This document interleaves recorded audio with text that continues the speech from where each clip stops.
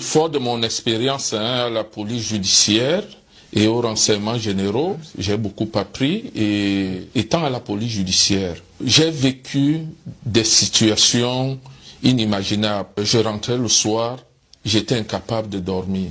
Des épouses, des hautes personnalités, elles prenaient le courage à deux mains, elles venaient vers moi à la PJ, à la police judiciaire, pour se plaindre de leur mari. C'était des femmes complètement abattues.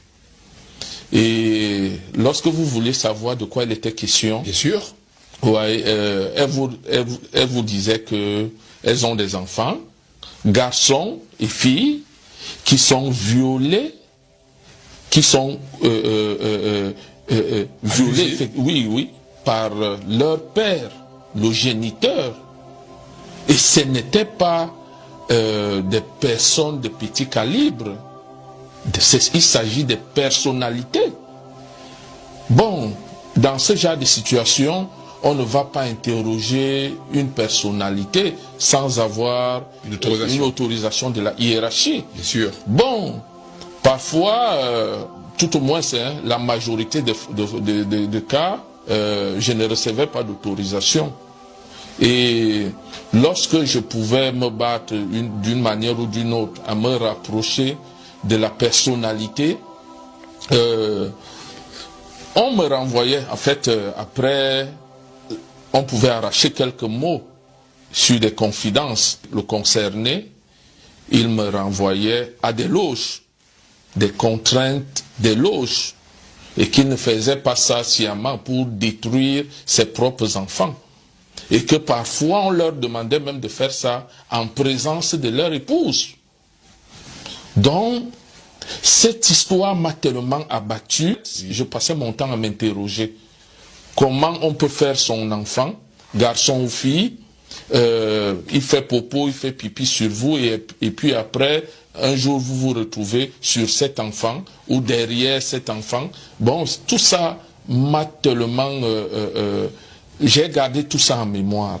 Alors, lorsque je suis affecté aux renseignements généraux, j'ai la chance, les renseignements généraux vous donnent la possibilité d'être partout au même moment, d'entrer partout, parce que c'est de la police en civil. Bien sûr. Et j'ai constaté qu'il y avait une bataille terrible en haut lieu, c'est-à-dire au niveau des décideurs du Cameroun. Cette bataille avait un rapport avec les loges. Ça veut dire que ce que les gens ne savent pas, c'est que tout gouvernement que Paul Biya fait, il se réfère toujours au grand maître des loges camerounaises, parce qu'il y en a plusieurs. Et chaque loge lui propose les membres du gouvernement, qui, en fait, leurs représentants. C'est d'ailleurs pour cela que le procès de Paul Biya sur la gestion du Cameroun, c'est aussi le procès des loges. Je me suis rendu compte que les loges étaient des obstacles à l'évolution du Cameroun. Alors, face à une telle catastrophe, je me suis dit, avec tout au moins une administration comme celle-ci, avec un gouvernement comme celle-ci, même si nous faisons 100 ans, nous ne pourrons jamais nous développer. Est-ce à dire que le conflit présent aujourd'hui au niveau de la Fédération de football camerounaise et du ministère, cette opposition de haute instruction, est-ce une illustration? Effectivement. C'est chaque loge qui reçoit ses instructions ailleurs. C'est d'ailleurs pourquoi, M. Moda, quand j'arrive en France, je suis très affecté par ce qui se passe dans notre pays. Je me dis, si nous ne faisons rien, ce pays est fichu. Et je veux comprendre ce qui se passe. Ce que j'avais comme expérience à la police judiciaire, avec ces femmes qui se battaient, elles voulaient la justice contre leur mari, mais les procédures n'allaient nulle part. À peine on initiait les procédures qu'elles étaient mises de côté. De l'autre côté, aux renseignements généraux, la bataille des loges. Alors, je me suis dit, c'est l'occasion, je suis en France. Il faut trouver les raisons de ce qui est en train de se passer dans mon pays. Il faut faire les recherches. Une fois en France, je me suis inscrit à l'université parce que l'université me permettait d'avoir accès aux archives. Très bien. Je me suis inscrit à l'université en Master 2, études politiques européennes et internationales, à l'université Paris-Esmal-la-Vallée. C'était en 2010-2011, année 2010-2011. Et le sujet, ça va vous surprendre, hein, le sujet de mon mémoire de recherche, c'était l'échec du système de formation occidentale de l'élite politique africaine. Illustration faite sur le Cameroun. Du Cameroun. Ça, c'est ce mémoire, M. Moda. Voilà ce mémoire. Parce que je connaissais, quand je parle du Cameroun, je connaissais les maux dont souffre notre pays.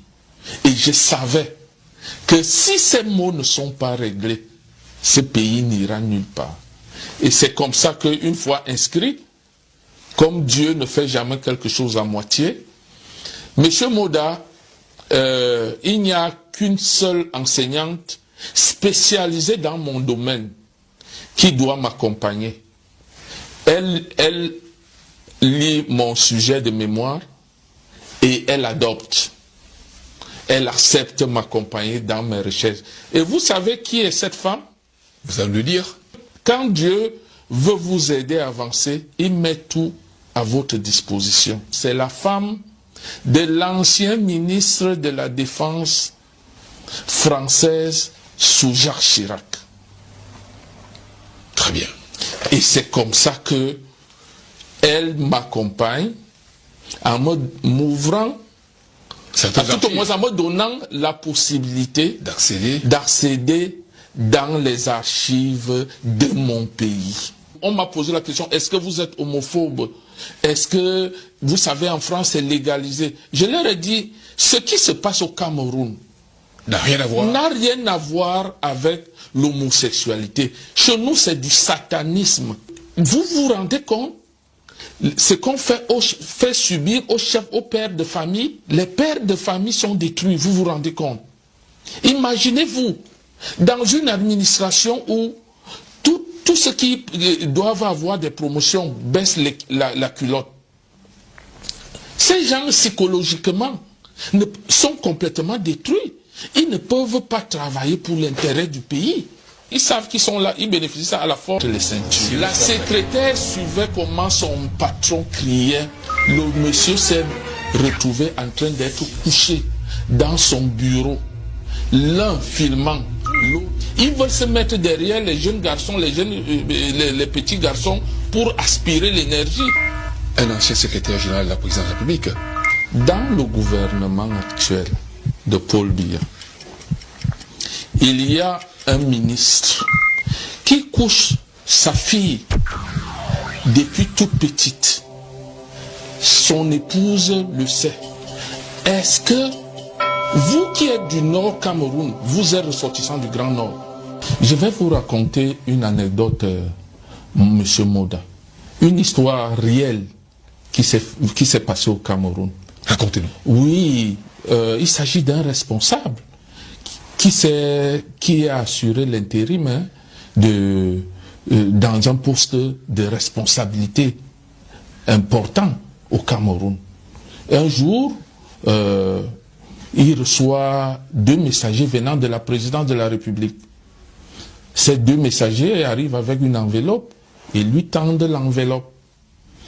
Et quand il ouvre l'enveloppe, il trouve que c'est sa nomination. Son décret de nomination. Son décret de nomination. Content, enthousiaste, il décide donc de... En fait, les messagers lui disent il vaut mieux appeler d'abord le responsable au palais. Et effectivement, il prend son téléphone Il appelle le responsable au palais, et le responsable lui pose la question, hein? Il dit,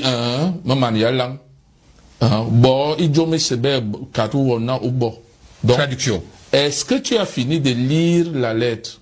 Oui. Il dit, j'ai fini de lire la lettre. Il faut donc qu'il te fasse, il faut que tu fasses ce qu'ils te demanderont de faire. Le monsieur s'est retrouvé en train d'être couché dans son bureau.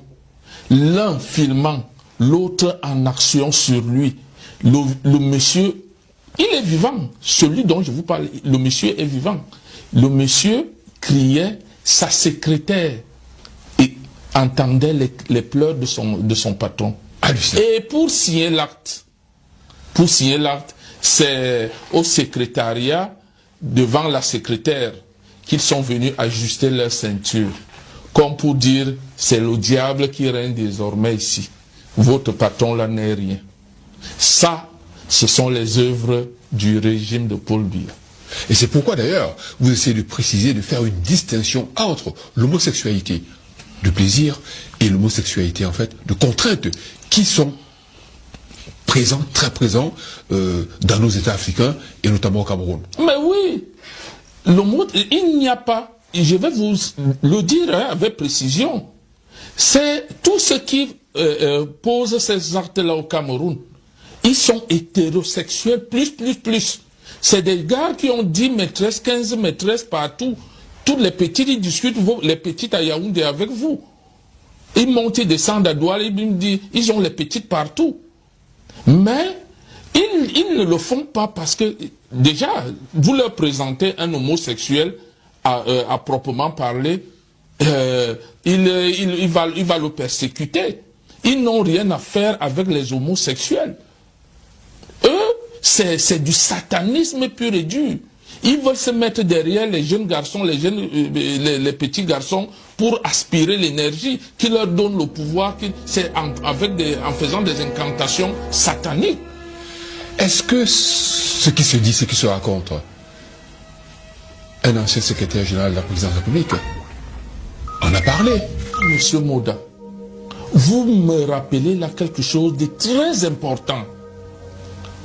Vous me parlez de monsieur Titus Edouard, ancien secrétaire général de la présidence de la République du Cameroun, ami personnel de Paul Biya, médecin personnel, compagnon avec qui il a cheminé pendant plus de 30 ans, a commis tout un livre. Dans ce livre, il explique comment ils boivent du sang humain dans les coupes de champagne, des orgies. Mais c'est trop grave, monsieur Moda. C'est ça le régime de Paul Biya. C'est ça la réalité. Je ne suis pas dans le fantasme. Des gens vont peut-être croire que j'ai une affaire particulière. Non, c'est de la réalité. C'est même pire que ce que les gens peuvent croire. Monsieur le commissaire Ebene. Oui. Commissaire Ebene, vous allez de révélation à révélation. Vous êtes pourtant en exil depuis 18 ans. Pourquoi maintenant? Que les gens comprennent que je suis en exil depuis 18 ans maintenant. Mais c'est vrai, je suis resté tranquille. Et aujourd'hui, nous sommes à la fin d'un cycle. Biya s'en va. Et le système qu'il a créé risque de survivre. À son départ. Si nous ne faisons rien, si nous ne nous battons pas pour nos enfants, le Cameroun et nos enfants sont à jamais perdus. C'est pour ça que je me suis levé. Tout au moins, j'ai décidé de m'ouvrir aux Camerounais, de parler à la jeunesse camerounaise, de leur dire, nous sommes à un tournant de notre vie, de notre pays, de la vie de notre nation, la vie de notre peuple. Notre peuple va-t-il subsister Où va-t-il mourir? Monsieur le commissaire Abéné, Oui. vous êtes un commissaire avec des états de service très élogieux. Mais là, vous épanchez. Que faites-vous de vos devoirs de réserve?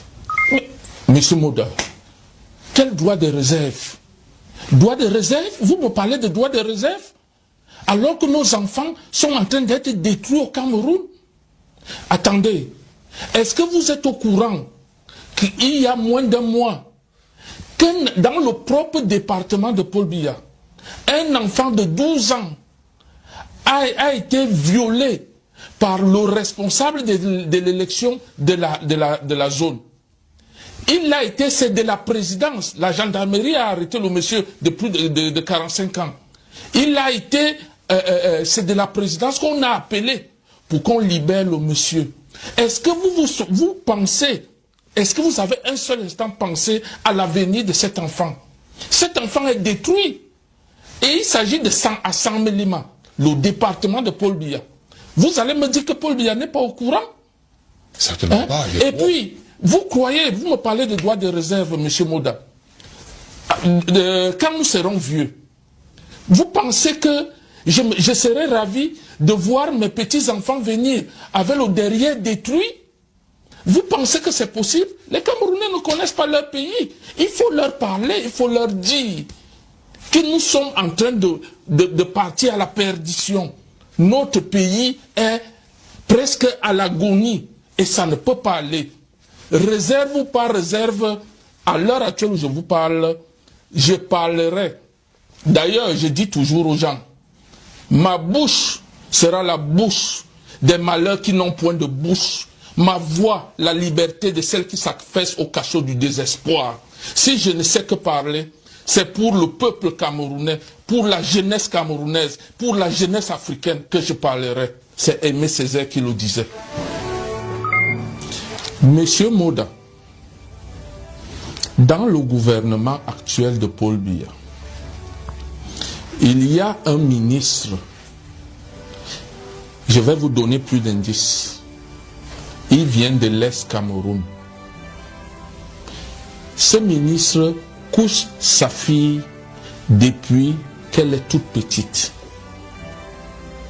Vous qui venez du Nord Cameroun, vous qui êtes originaire du Nord Cameroun, est-ce que ça passe dans votre culture?